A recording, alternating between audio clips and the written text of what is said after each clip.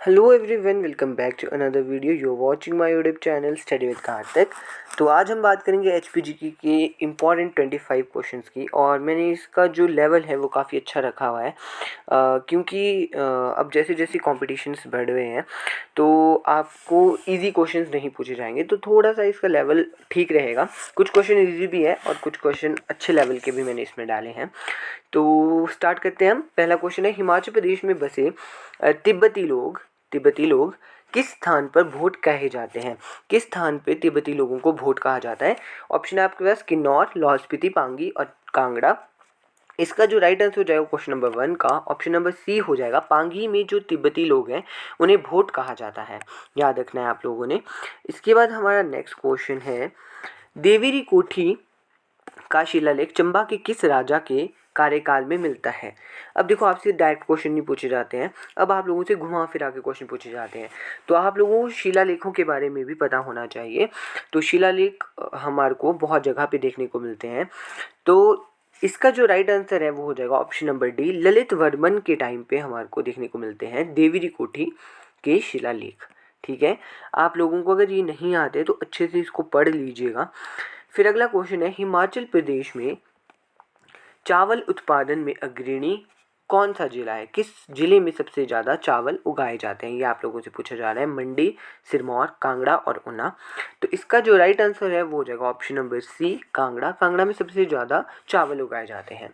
आप लोगों ने कमेंट सेक्शन में बताना है मुझे कि मक्की सबसे ज़्यादा किस जिले में उगाई जाती है, ये भी आप लोगों से पूछा जा सकता है। आलू पूछा जा सकता है। तो जिसको जो भी पता है वो बता देना कमेंट सेक्शन में, ताकि और बच्चों को भी हेल्प हो जाए। तो जैसे अगर आप लोगों से आड़ू पूछा जाए तो peach valley of Himachal Pradesh किसे कहा जाता है? तो सिरमौर। अगर सिरमौर में स्पेसिफिकली पूछा जाए तो क्या है वो? राजगढ़ है। ठीक है, peach valley of Himachal Pradesh. ऐसे ऐसे क्वेश्चन भी पूछे जाते हैं। और मैंने आज हिंदी में क्वेश्चन लाए क्योंकि मैं पहले इंग्लिश में ला रहा था तो बच्चे बहुत बोल रहे थे कि सर इंग्लिश में सभी कंफर्टेबल नहीं हो पाते, इवन मैं भी नहीं हूँ। सो चलिए, फिर आता है अगला क्वेश्चन। हमारा अगला क्वेश्चन कहता है, 4th नंबर क्वेश्चन, गोंदला किला किस जिले में स्थित है? गोंदला फोर्ट की यहाँ पे बात की जा रही है। किन्नौर, लाहौल स्पीति, सिरमौर और सोलन।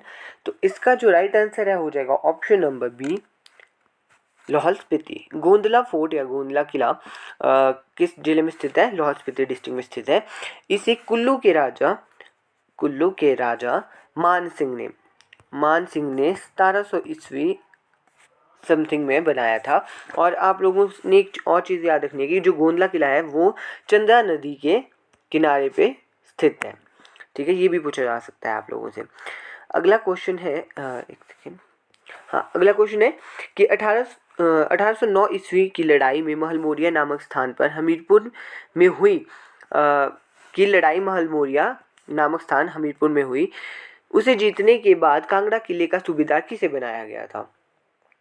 तो ये लड़ाइयाँ जो है ये भी बहुत इंपॉर्टेंट है। मेनली इसमें हिस्ट्री के क्वेश्चन आपको देखने को मिलेंगे, कुछ आगे चल के आपको और भी मिलेंगे जो हमारे जियोग्राफी से रिलेटेड है, बट मैंने थोड़े से इसमें हिस्ट्री के क्वेश्चन भी डालेंगे, पूछे जाते हैं ये।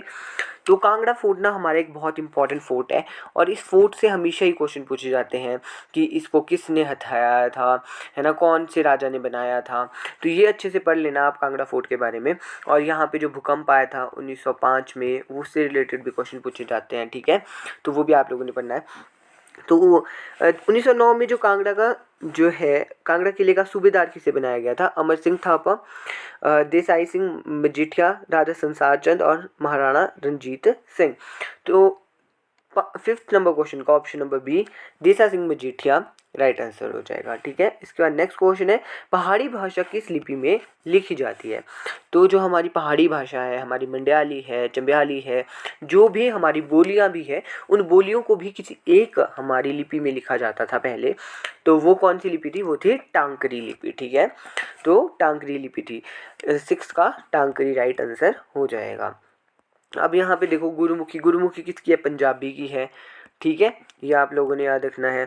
अगला क्वेश्चन है, किस जिले की सीमा जम्मू कश्मीर राज्य को स्पर्श नहीं करती है? किसको स्पर्श नहीं करती है? ठीक है, मैंने आप लोगों को पहले बोला था कि मैप आप लोगों को बहुत अच्छे से याद होना चाहिए, क्योंकि मैप से भी कई बार क्वेश्चन पूछे जाते हैं, क्योंकि वो आपकी अंडरस्टैंडिंग देखना चाहते हैं कि आपको कितनी समझ है।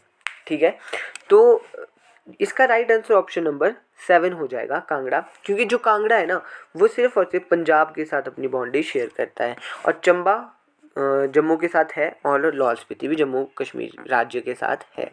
ठीक है, इसका नेक्स्ट क्वेश्चन है किस विदेशी पर्यटन ने प्राचीन कालीन कुल्लू राज्य के वैभव पर विस्तार से लिखा है? किसने जो है प्राचीन कुल्लू के विषय में लिखा है? तो इसका राइट आंसर हो जाएगा ऑप्शन नंबर सी, हिनसांग ने।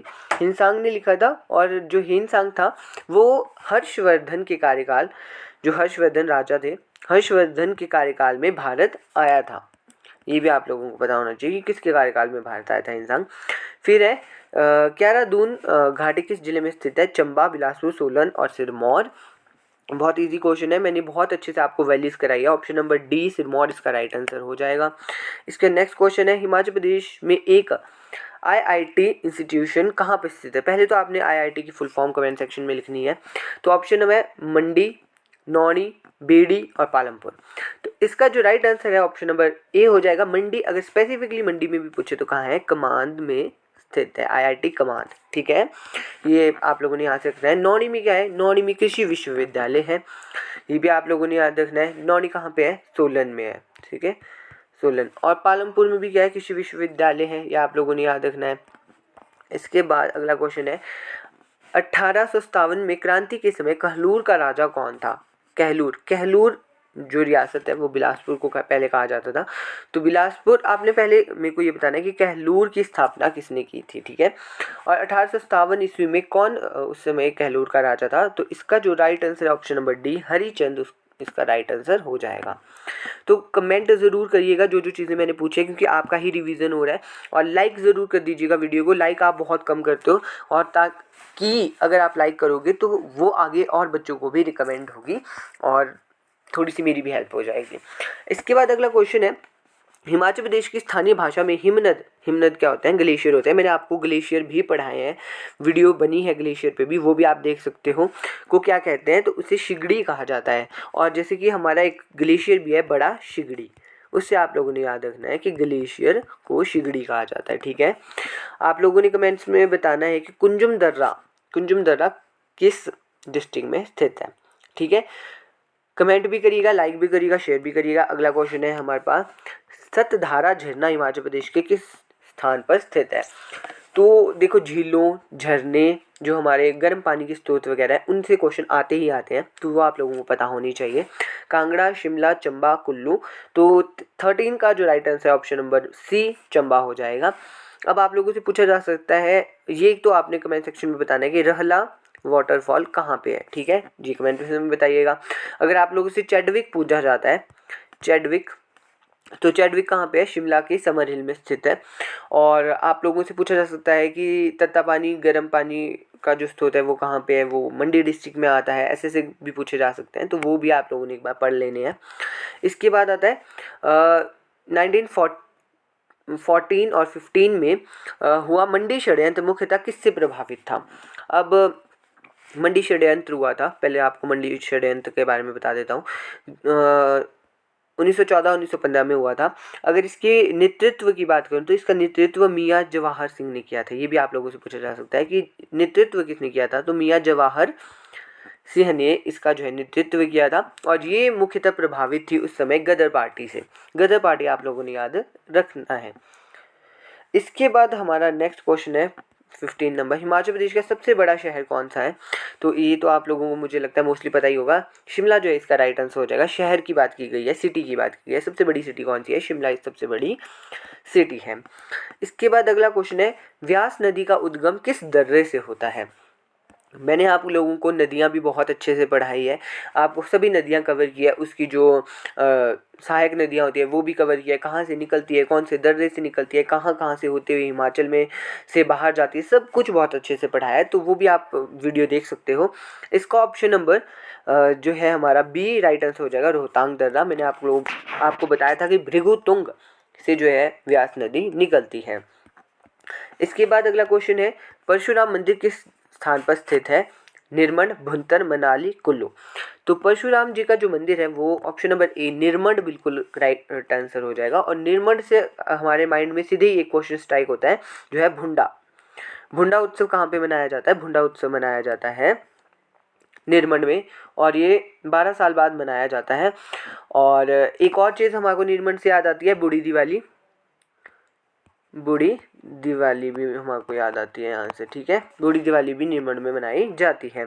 इसके बाद आता है अस्किनी किस नदी से संबंधित है? अस्किनी किस नदी का नाम है? पहले किसे कहा जाता था? व्यास, चिनाब, रावी, यमुना। तो इसका करेक्ट आंसर जो हो जाएगा ऑप्शन नंबर बी हो जाएगा, चिनाब। मैंने नदियों के टाइम पे आपको बहुत अच्छे से कराया है।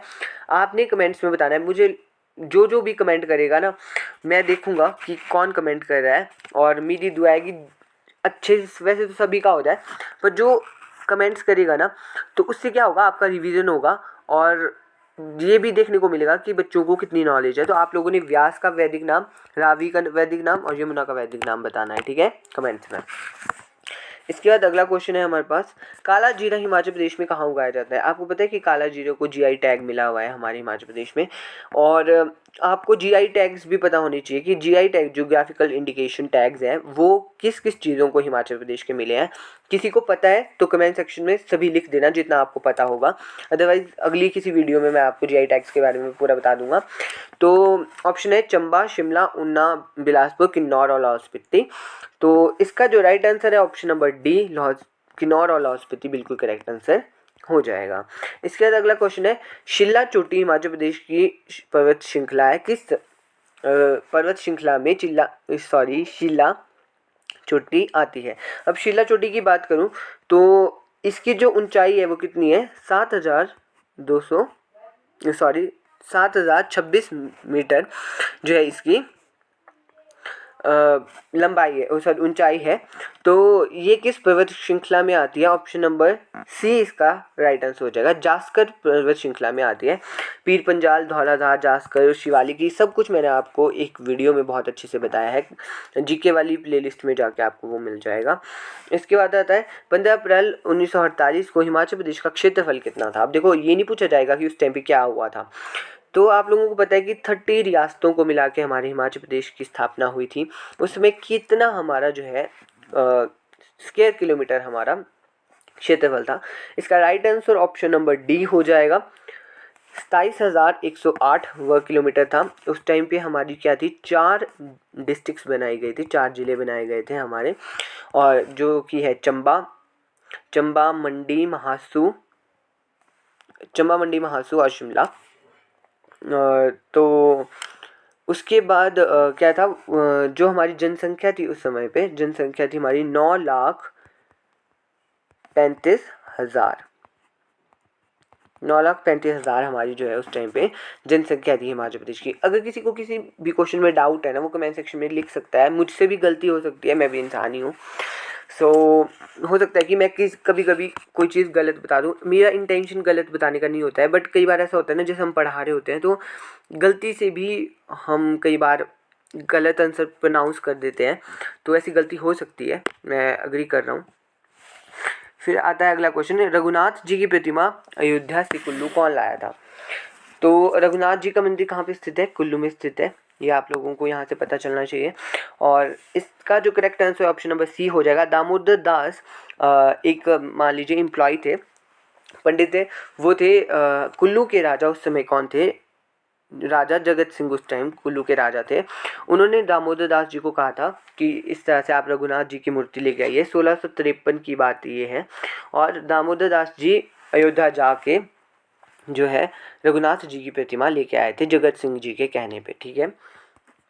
नेक्स्ट क्वेश्चन है, कौन सा मेला सही मैच नहीं किया गया है? तो ऑप्शन नंबर ए है, होली का मेला कहाँ लगता है? सुजानपुर में लगता है, ये बिल्कुल करेक्ट है।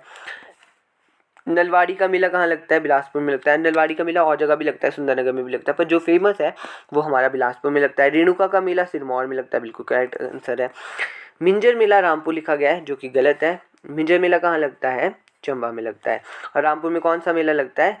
लवी और फाग मेला, ये आप लोगों ने याद रखना है। फाग मेला हमारा फागुन मास में लगता है और लवी मेला हमारा नवंबर में लगता है, ये भी आप लोगों को पता होना चाहिए। उसके बाद पूछा गया है कि हाथीधार किस जिले में स्थित है? तो चंबा में है, कुल्लू में है, सिरमौर में है, कांगड़ा में है। तो इसका जो करेक्ट आंसर है वो हो जाएगा ऑप्शन नंबर ए, चंबा में। मैंने आप लोगों को इससे रिलेटेड भी एक वीडियो बनाई है पर्वत श्रृंखलाओं से, तो वो भी आप लोग देख लीजिएगा। आज का लास्ट क्वेश्चन है हमारे पास, 19वीं सदी में या शताब्दी में नाहन में शीश महल और मोती महल किसने बनवाया था?